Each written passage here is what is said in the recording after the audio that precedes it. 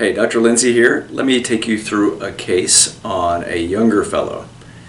This young man is in medical school.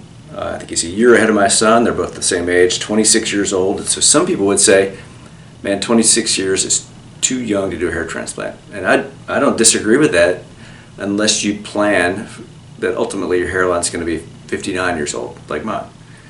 And so what I mean is that you can't, a lot of these younger guys come in and they want a hairline down here like all their friends, but that will not look normal as they hit 35 or 40. And so I ask younger patients to bring a parent and watch some of my younger guy videos so they know what they're getting themselves into and are fully informed before they proceed with this. So anyhow, this young man came in, and it's just over a year now, and he looked like this. And he had plenty of hair, but his hair had started to recede back. He was probably a class 2 hair loss. He had good hair in the back. He's on medical therapy. And he's got great donor regions. Going against him, however, his dad has significantly more hair loss, and he and I discussed that this may well be the first of several hair transplants that he gets.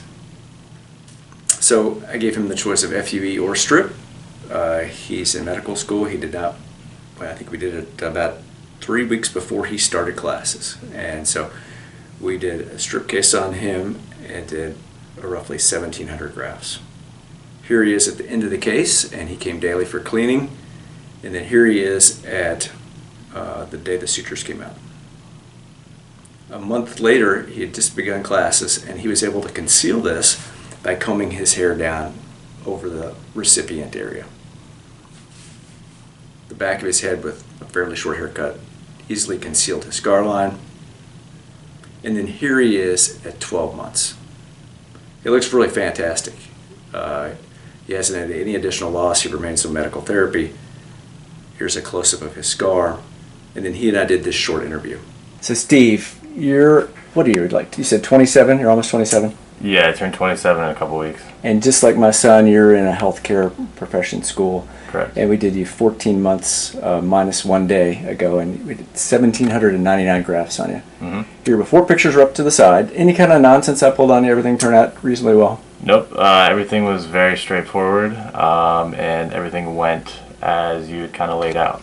And you had mentioned a moment ago that your dad, who's a physician, didn't know that you had anything done. You were able to pull that off. No, yeah. And you had just started school, and none of your classmates noticed. Nope. That's a miracle. And the last days, you have a big color contrast and relatively dark hair and light skin. So yeah, you're right. In some lights, your hair will look better than other hairs, but this is a wall of hair, and it's good. Any kind of bullshit I pulled on you? No, you were very honest and upfront. I appreciated that. All right. Well, thank you for coming in today. I really appreciate it. Thank you. So, in summary, younger guys need to plan for the future. There's never a rush to a hair transplant. This kid didn't need anything. However, he openly admits that his confidence level is higher with his newer and lower hairline. And so I don't mind doing this as long as you plan for the future and are relatively conservative. In a small case like this with his hair, strip or FU would probably work fairly similarly. However, given his potential need for future hair transplants and donor hair, he's got far more options available because now he has this little skinny scar line easily concealed with a short haircut versus the back of his head looking like somebody shot him with a shotgun. Those individual FUE punches definitely leave scar tissue below the skin that makes it ever more difficult to harvest grafts on the second, third, or fourth case, to the point where it's just not doable anymore. If we can help you, please give us a call. Thanks.